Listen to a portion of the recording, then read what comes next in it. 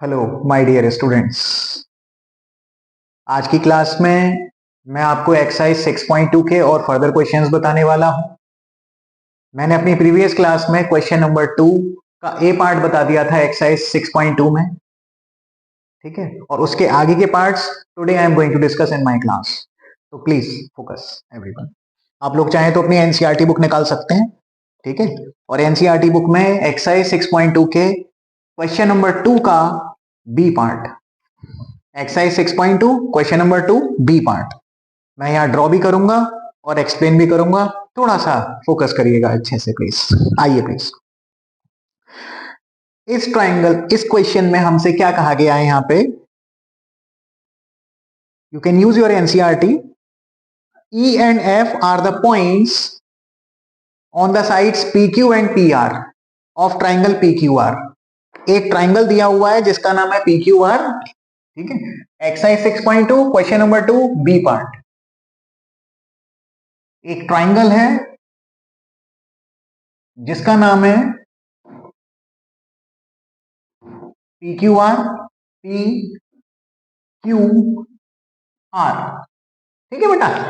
और इसमें उन्होंने कहा है ई और एफ दो पॉइंट्स हैं पी क्यू और पी आर के ऊपर। मतलब ई जो पॉइंट है वो पी क्यू के ऊपर आ रहा है और एफ जो पॉइंट है वो पी आर के ऊपर आ रहा है, ठीक है। और साथ में उन्होंने ये भी कहा है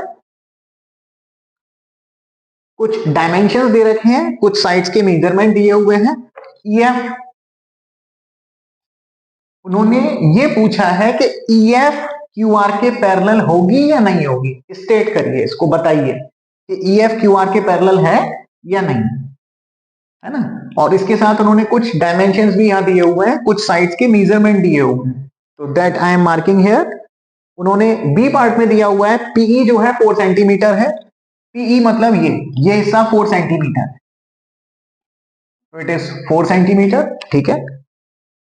क्यूई, क्यूई उन्होंने दे रखा है 4.5 centimetre. QE this part, okay.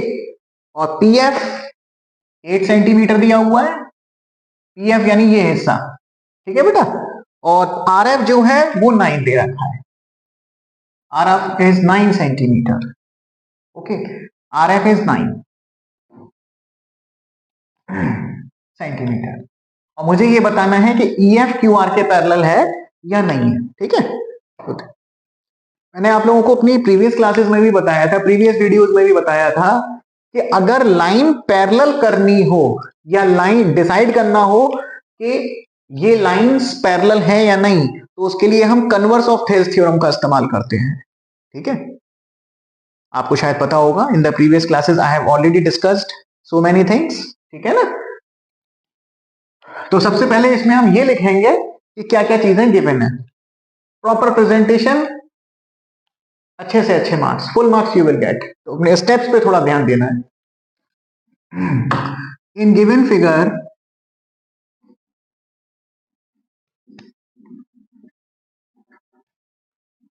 हमसे कहा गया है बेटा पीए दे रखी है हमको 4 सेंटीमीटर, क्यूई दे रखी है 4.5 सेंटीमीटर, पीएफ दिया हुआ है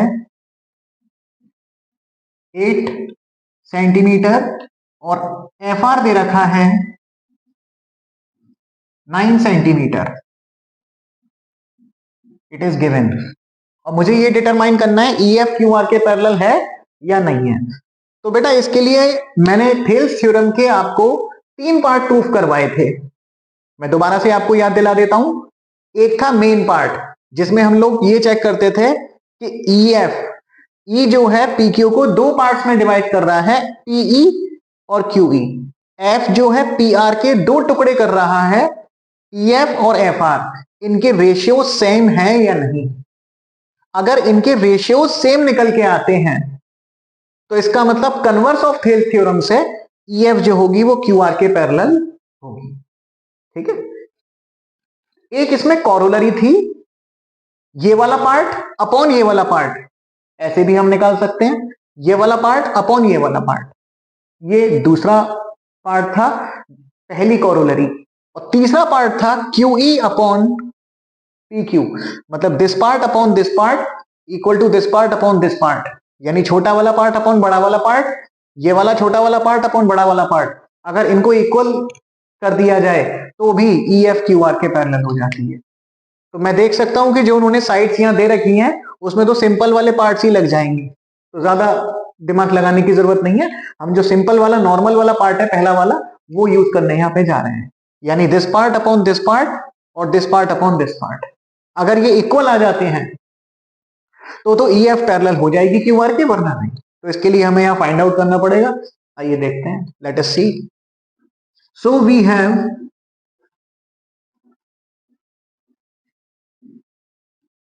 PE अपॉन QE।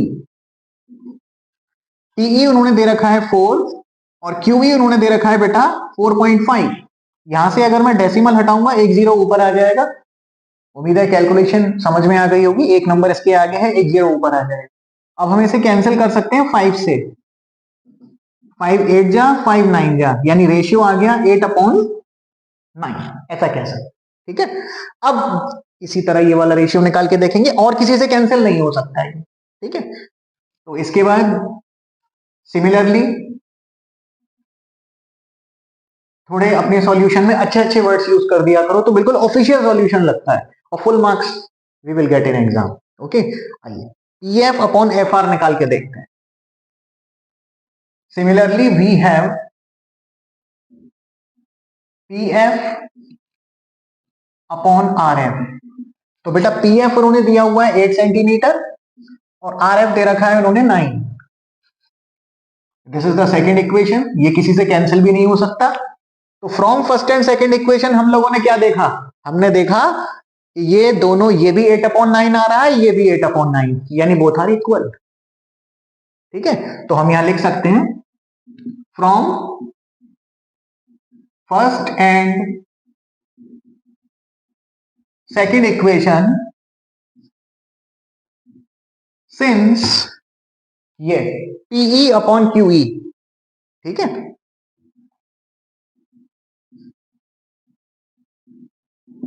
ये इक्वल आ रहा है PF अपॉन RF के।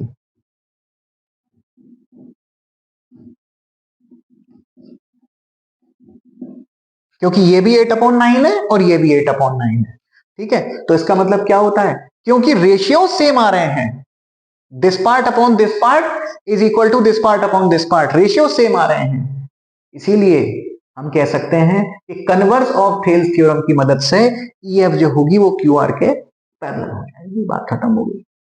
अगर ये इक्वल नहीं आते तो ये इसके पैरेलल नहीं होती, ठीक है ना। तो यहां पे हम लोग मेंशन करेंगे देयरफॉर बाय, अच्छा रीजन देना ना भूलें, अपनी हर बात का रीजन देना है आपको मैथमेटिक्स में, जितना प्रॉपर आप रीजन दोगे उतने अच्छे नंबर आपको मिल जाए, ठीक है ना।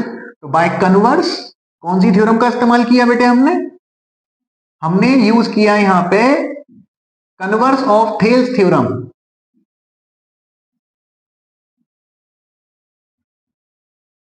और थेल्स थ्योरम की मदद से हमने देखा कि EF जो है पैरेलल है QR के। हो गया question, B part is over. मैं उम्मीद करता हूं आपको ये समझ में आ गया होगा, kindly you can note it down, proper steps के साथ full marks you will get, ठीक है। इसके बाद आते हैं हम लोग अपने थर्ड पार्ट पे, क्वेश्चन नंबर 2 का थर्ड पार्ट, ठीक है। तो उसे रीड कर लीजिए आप लोग एवरीवन।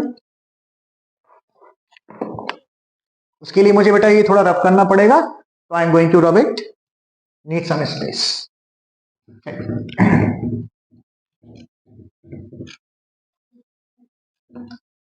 अब देखो इसमें क्या होगा, क्या इफेक्ट आएगा।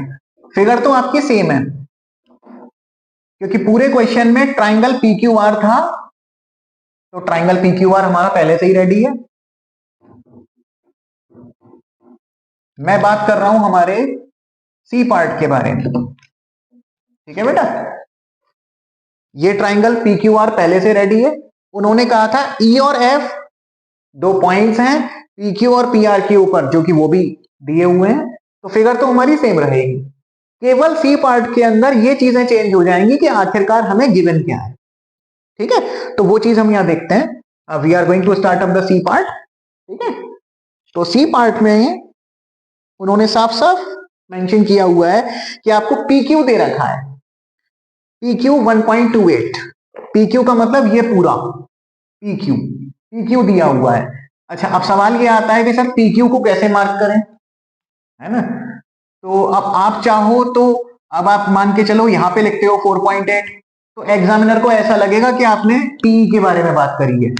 अब आप 4.8 अगर यहां ना लिख के यहां लिखते हो, है ना, तो इसमें पता ही नहीं चल रहा कि ये है क्यूई को 4.8 कह रहे हो, पीई को 4.8 कह रहे हो, या पी क्यू को 4.8 कह रहे हो, यही नहीं समझ में आ रहा।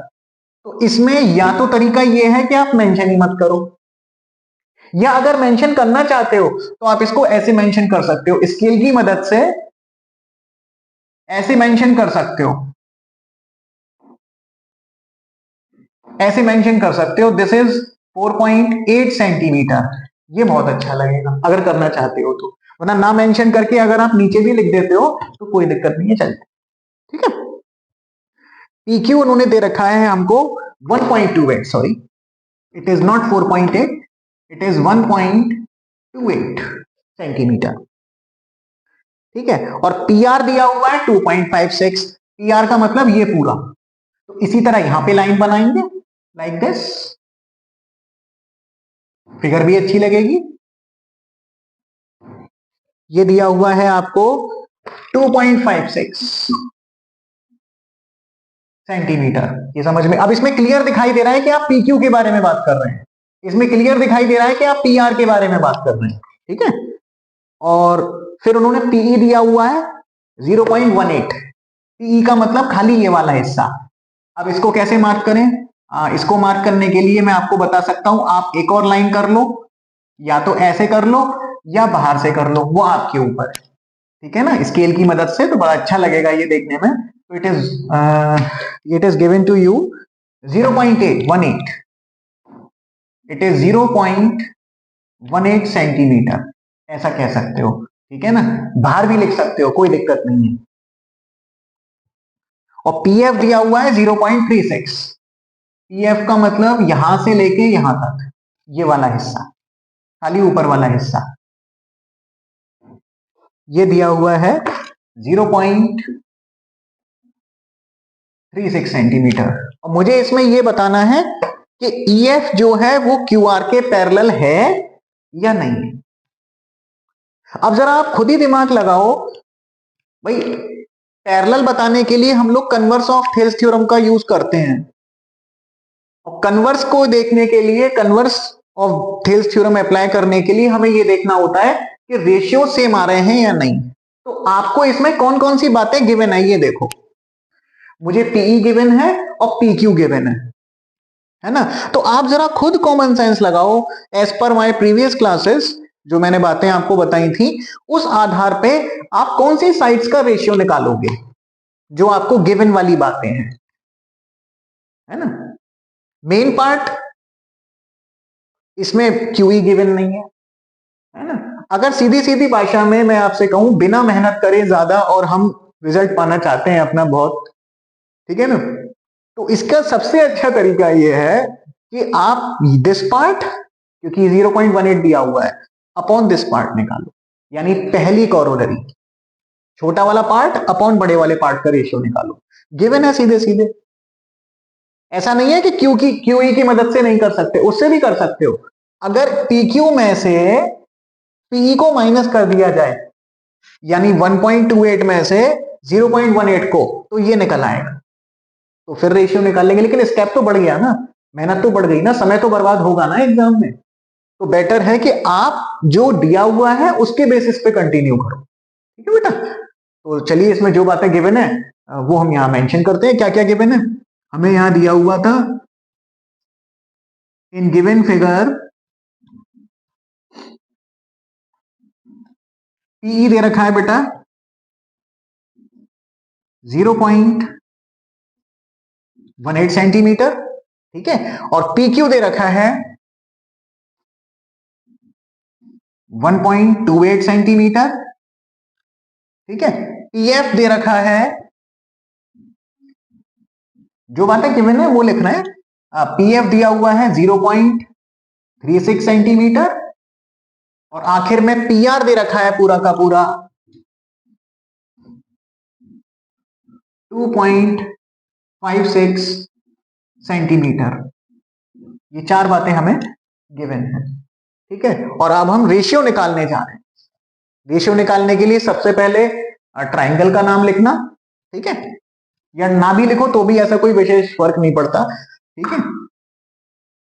तो इन ट्राइंगल, सपोज मैंने मेंशन कर दिया ट्राइंगल का नाम, मैंने अभी प्रीवियस वाले पार्ट में मेंशन नहीं किया था, चाहो तो आप उसमें भी मेंशन कर सकते हो, ठीक है, कोई दिक्कत नहीं है। In triangle P Q are. हाँ, तो रेशियो किसका निकालने वाले हो? पीई गिवन है और पी क्यू गिवन है, तो हम लोग छोटा वाला पार्ट अपॉन बड़ा वाला पार्ट निकालेंगे। वी हैव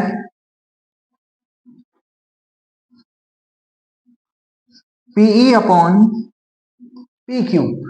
पीई दिया हुआ है 0.18 और पी क्यू दिया हुआ है 1.28, ठीक है। दो नंबर्स के बाद डेसिमल आ रहा है, यहां भी दो नंबर्स के बाद डेसिमल आ रहा है, डेसिमल से डेसिमल खत्म। अब इसे देख लो किससे कैंसिल कर सकते हो आप, ठीक है ना। 2 से चाहो 2 से कर लो, तो ये आ जाएगा आपका इस तरीके से। तो ये आ गया हमारा रेशियो 9/64। अब ये किसी से कैंसिल नहीं हो सकता, हमने ये 2 से कैंसिल किया है, 2 9 जा 18, 2 6 जा 12 और 2 4 जा 8, तो 9/64 आ गया पीई अपॉन पी क्यू, ठीक है बेटा। अब इसी तरह मैं अब पीएफ अपॉन पीआर निकाल के देखूंगा, फिर देखते हैं क्या होता है। तो सिमिलरली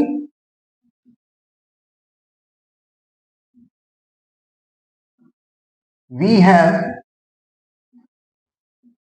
पीएफ अपॉन पीआर, ठीक है। पीएफ दिया हुआ है यहां पे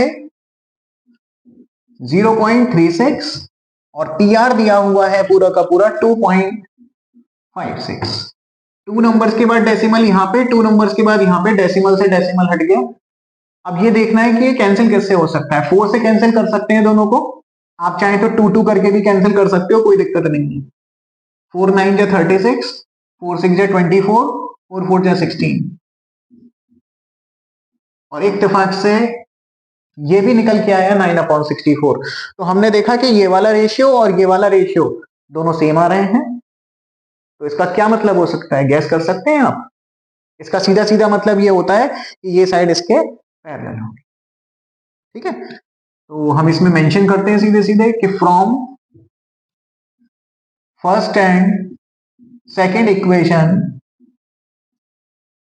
since this part upon this part, PE upon P Q, PE upon P Q equal आ रहा है पीएफ अपॉन पीआर के, ठीक है। हाँ, तो कौन सी थ्योरम का यूज कर सकते हैं? कन्वर्स ऑफ थेल्स थ्योरम का। Therefore by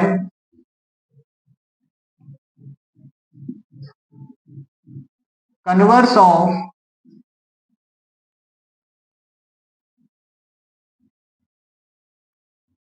Thales theorem, EF जो होगा वो क्यूआर के पैरेलल हो जाएगा,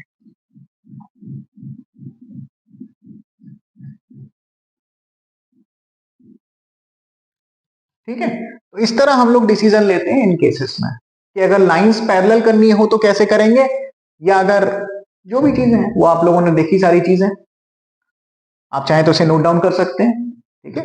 ये प्रॉपर स्टेप्स हैं इसके, और मैं उम्मीद करता हूं कि आज की बातें आपको समझ में आ गई होंगी। अगर बेटा आपको मेरे बताए हुए कॉन्सेप्ट्स और क्वेश्चन समझ में आया हो तो kindly like share and subscribe my channel. Thank you very much.